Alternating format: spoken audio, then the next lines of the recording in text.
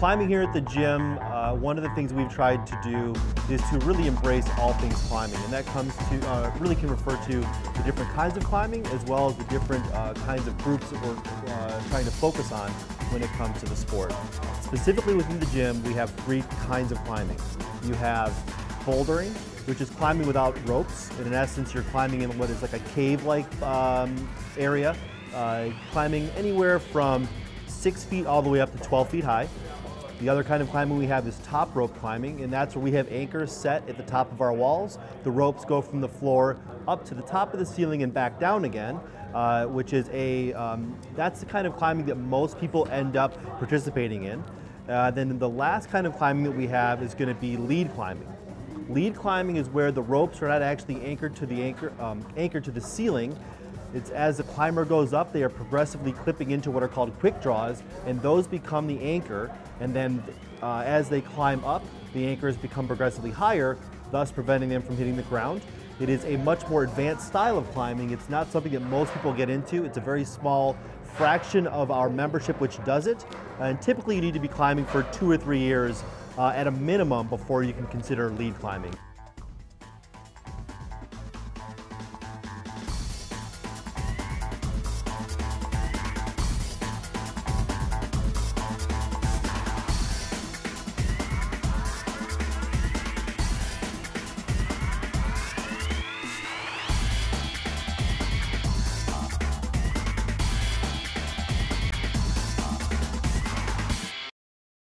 But those are the three major areas that we try to focus on in terms of the kinds of climbing.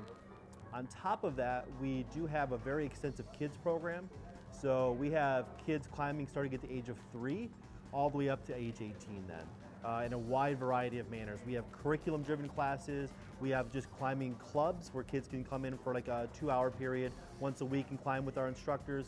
Or we also have our competitive climbing teams, of which we have 3 encompassing 3 different age groups.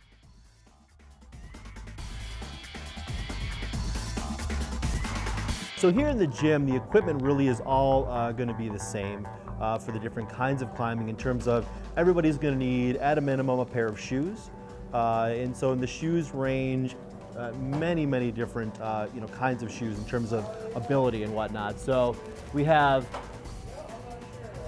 like a more basic shoe is going to be relatively flat. They're either going to come in a Velcro or they're going to come in a lace-up version. The rubber on these is very specialized. It's very tacky and it grips to the wall really well. It's going to be much different from what you're going to find like in a running shoe.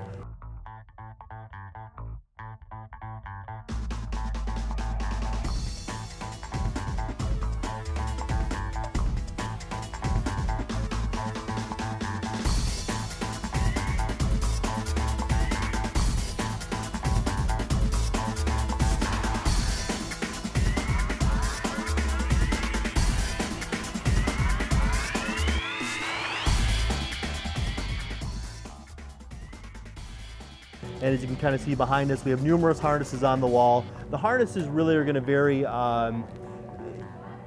Most of them will work just fine for any kind of climbing. There's just going to be options that meet your personal needs more in terms of the kinds of buckles you have on it, the weight of the harness, even down to price points.